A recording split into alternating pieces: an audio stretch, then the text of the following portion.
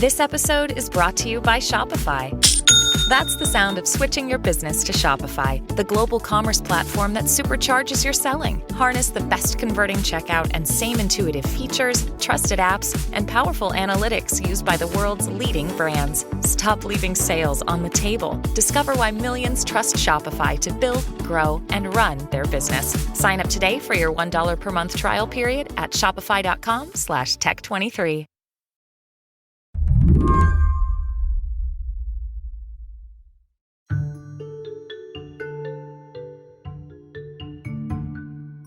When I got Will Sommer on the line, I asked him to read me some product reviews. This is not normally his job. Will is a reporter for The Washington Post who covers media. And I asked him to read me 2 specific reviews from the website Reviewed, which is owned by the publisher Gannett. 2 reviews which mysteriously appeared online last month. One is for scuba masks and the other is for drink tumblers. I guess let's start with scuba masks. Sure, why not? Okay, before buying a scuba mask, there are several important factors to consider. The most crucial aspect of a scuba mask is the fit. It should create a watertight seal around your face without causing discomfort or pressure points. Okay, should we check the next one? Yeah, let's do the next one. When shopping for a tumbler, there are many factors to consider. The first thing you should think about is the material it's made of. Stainless steel is durable and great for keeping drinks hot or cold for a long time. Even the most casual reader has got to notice that these 2 reviews sound awfully similar. They open with both saying, when you're going to buy something, here's some things to consider. And then, but at the same time, just being absolutely contentless in a way of so many words, but having no sense that the person writing it, and I say person lightly here, has any experience with either the product or even like the real world in a way. Like it's just sort of from this completely contextless universe. Most of the rest of the universe on Reviewed is discernibly human. That's the point of the site, to get the opinions of people who have tried out a product, tested it against a few other options, and chosen this one specifically, all to help you, the consumer, seeking an expert opinion. Whereas with these reviews, you just never had a sense that this person or whoever's behind this copy has any sense of what they're talking about. Now you're getting to the real question. Does it seem like these were written by a person? I wouldn't say so. I mean, for anyone who's been online, particularly in the past year or so, as we've seen AI text generators like ChatGPT get really popular, this just has the feel of AI copy. It doesn't feel real, and the staff at Reviewed, the human staff, certainly felt the same way. It just feels like it's made by AI. Today on the show, the mystery of the online reviews. Who wrote them? Was it AI? And if a computer was behind them, how much does it matter? I'm Lizzie O'Leary, and you're listening to What Next TBD, a show about technology, power, and how the future will be determined. Stick around.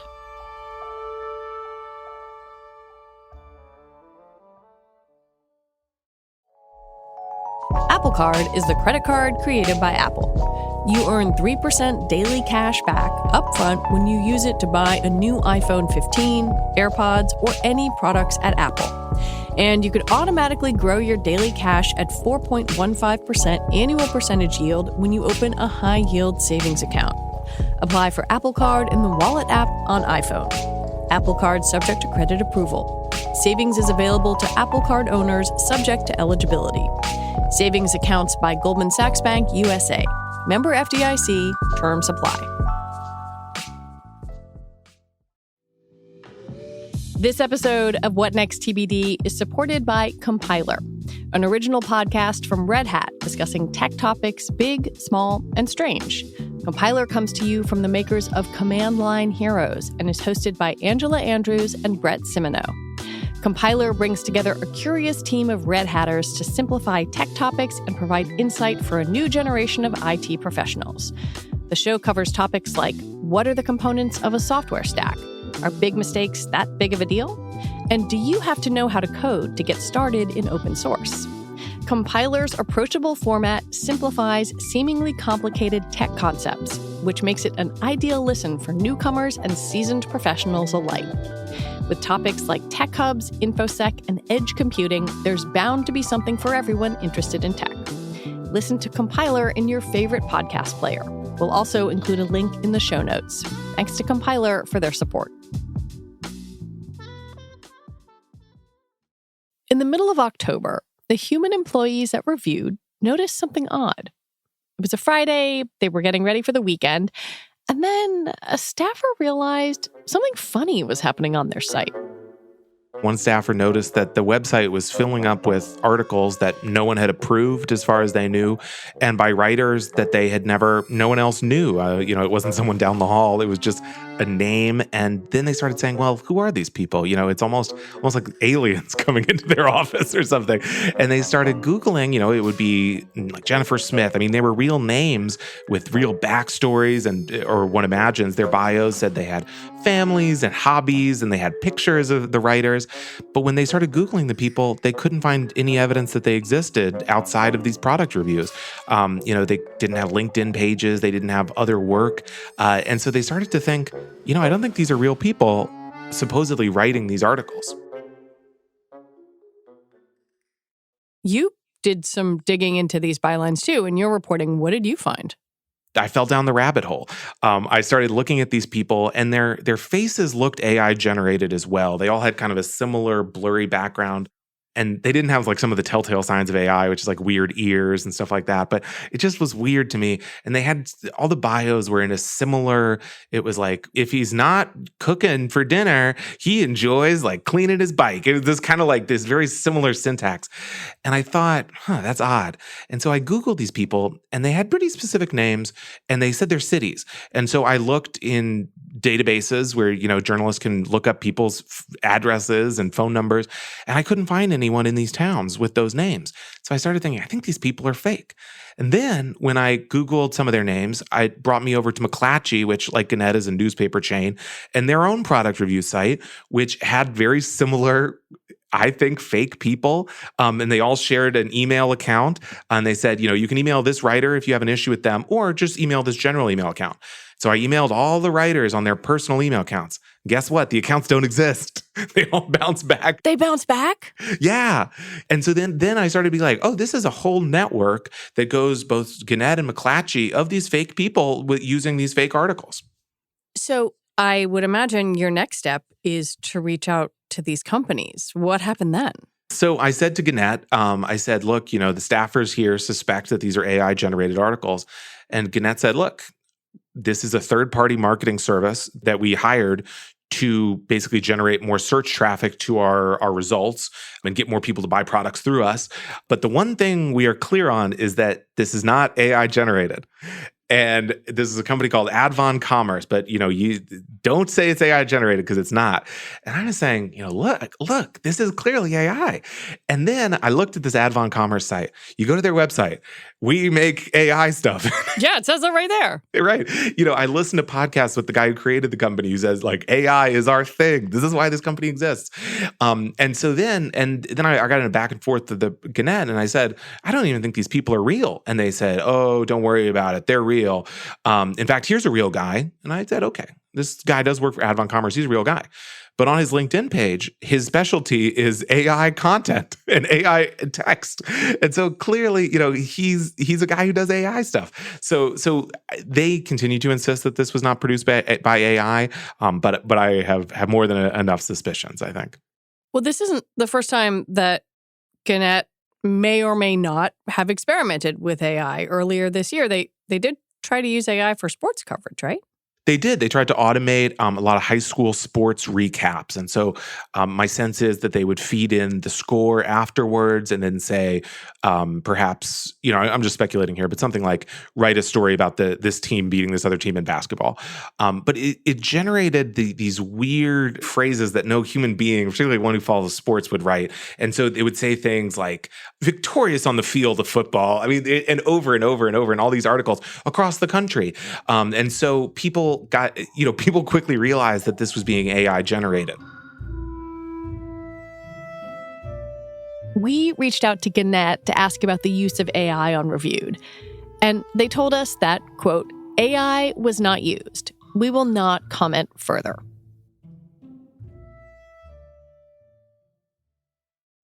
How did the Reviewed writers feel about all this? After all, you found out because they went to their union.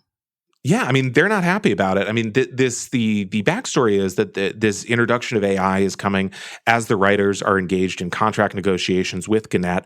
Gannett, from the writers' perspective, has been blowing them off and refused to negotiate with them after they were unionized. And so they had a one-day walkout on Amazon Prime Day, which for these product review sites is a huge day because everyone's going, they want reviews, they want to see what's cheap on Amazon. And so presumably it cost Gannett some amount of money. And so then suddenly, just a couple weeks later, they realize that the management has brought in the robots and not explicitly to replace them, but I think it's not unreasonable for them to suspect that Gannett says, well, on one hand we have these workers who are on the verge of a strike, on the other we have this nearly free content. When we come back, AI is bad for writers, but what about readers?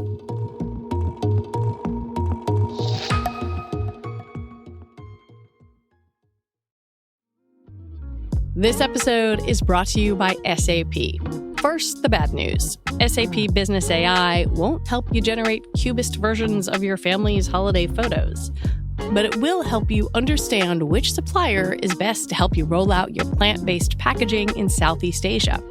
Identify the training your junior project manager needs to rise up the ranks, and automate repetitive tasks while you focus on big innovations, so you can be ready for the next opportunity. Revolutionary technology, real-world results. That's SAP Business AI. This podcast is brought to you by Progressive Insurance. Whether you're driving, cooking, or doing laundry, Progressive knows the podcasts you listen to go best when they're bundled with another activity, much like how their Progressive home and auto policies go best when they're bundled. Having these two policies together makes taking care of your insurance easier and could help you save too. Customers who save by switching their home and car insurance to Progressive save nearly $800 on average. That's a whole lot of savings and protection for your favorite podcast listening activities, like going on a road trip, cooking dinner, and even hitting the gym. Yep, your home and your car are even easier to protect when you bundle your insurance together. Find your perfect combo. Get a home and car insurance quote at Progressive.com today. Progressive Casualty Insurance Company and Affiliates. National average 12-month savings of $793 by new customers surveyed who saved with Progressive between June 2021 and May 2022. Potential savings will vary. This episode is brought to you by SAP. First, the bad news. SAP Business AI won't help you generate cubist versions of your family's holiday photos, but it will help you understand which supplier is best to help you roll out your plant-based packaging in Southeast Asia. Identify the training your junior project manager needs to rise up the ranks, and automate repetitive tasks while you focus on big innovations, so you can be ready for the next opportunity. Revolutionary technology, real-world results. That's SAP Business AI. I want to tread carefully because Gannett has said to you, no, we are not doing this. But some other media companies have experimented with AI. I wonder if you could talk about the way that newsrooms or places that rely on human writers in the past have experimented with AI. Sure. I mean, I think a lot of media companies have looked at AI as a way to reduce costs, and whether that means reducing headcount. So, for example, at Geo Media, which runs a lot of what we think of as the former Gawker-related sites like Kotaku or Gizmodo, they introduced AI content that would say, like the top 10, like how to watch the Star Wars shows and movies in order. And it was just riddled with inaccuracies. And so, all the Star Wars people were, oh, that's wrong, what have you. But look, it's just a computer. It doesn't know better. But it's this kind of thing these experiments we're seeing to introduce content, AI content. And often they fail. But I think these experiments are happening because these companies are saying, well, maybe we could get this. Maybe we could cut our staff in half and have the rest produced by AI, perhaps. I mean, look, it's not like I have no stake in this, right? I'm a journalist. I happen to think that humans produce good work product. But to, I guess, puncture my own assumptions a little bit, were these so bad, right? Like, is there a place for some newsrooms, please don't yell at me, listeners, to experiment with this? It's a good question. I guess I think the way this was done, I mean, I hate to rule out, the use of AI at all. Although, I mean, frankly, I think the results suggest from all these experiments that it really is really bad for the product. I mean, even leaving aside journalists' own financial interests in continuing to have jobs. In the case of Reviewed specifically, I mean, the reporters there were saying, look, this makes our site look crummy. It looks bad. It suggests that we aren't really doing the work that we are doing on a lot of these reviews. And it hurts the consumer. It hurts the reader. Yeah. When you go to a site like Reviewed or like the Wirecutter, you expect that these people have at least some modicum of what they're of an idea of what they're talking about. Because, if you just wanted an AI telling you, you just wouldn't bother to do it. You just go on Amazon and pick something. And so you're trying to get the best product. And I think when it's AI generated, that really is not happening. Well, I think that's kind of what I wanted to get at here. Like, if you have no financial stake or don't care whether or not someone like me, someone like you keeps a job, you do still probably want to know that your choice of toaster is being thought about carefully by someone who has tried 6 or 8 different toasters. And that's where I wonder if the leadership of companies that are experimenting with AI or machine learning have thought about what it means downstream for consumers. Like, do we have any sense of that? I don't think we do. I mean, I think it's obviously been a terrible business environment for media since at least 2008 and before that. And just in the past couple of years, it's especially dire. And so I think there's a sense that these companies that, they have to try something. When you phrase these things as experiments, and I certainly have as well, and these companies suggest that they're just experiments, that suggests that there's no harm. But I do think that there is genuine harm too in the case of Reviewed. I mean, people saw those reviews and, there's these sites are hurt, I think. And, people on the internet, the readers aren't dumb. You get a sense of when quality is declining on a website. And eventually that kind of gets in your head as, I'll just skip that website. I'll go somewhere else. Right. I, for example, could probably figure out for myself. Tumblers are available in sizes from 8 ounces to 30 ounces or more. The type of lid on your tumbler is important. Yeah, no kidding, man. The type of lid on your tumbler is important. Yeah, exactly. I mean, it's just garbage. I mean, it's essentially, and I think as we've also seen Google search quality degrade. And so I feel that I'm just constantly ending up on these sites that I suspect are AI generated. And, if you just, for example, my backup camera on my car has stopped working. So I looked it up and then it's just, it's important to have that or you're going to bump someone's car. Well, thank you. I know that. So I'm trying to get it fixed, but you just can't find real answers. And I think that's frustrating for people.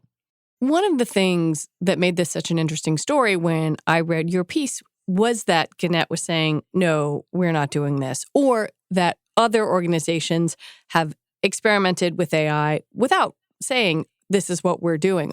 Are there any rules in place that prevent a company like Gannett or McClatchy from publishing unmarked AI copy? I don't believe there are legal rules in place. You could imagine perhaps the FTC intervening at some point.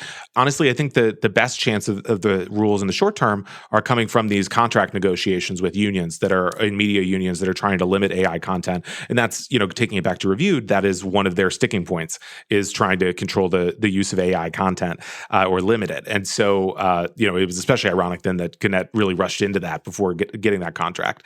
But I do think it's, as a consumer, I mean, you are putting some amount of trust, particularly when it comes to product reviews. You're putting some amount of trust and actual money into what these reviews tell you to do. And so I do think it is deceptive to put out that these have genuinely been reviewed when they haven't been.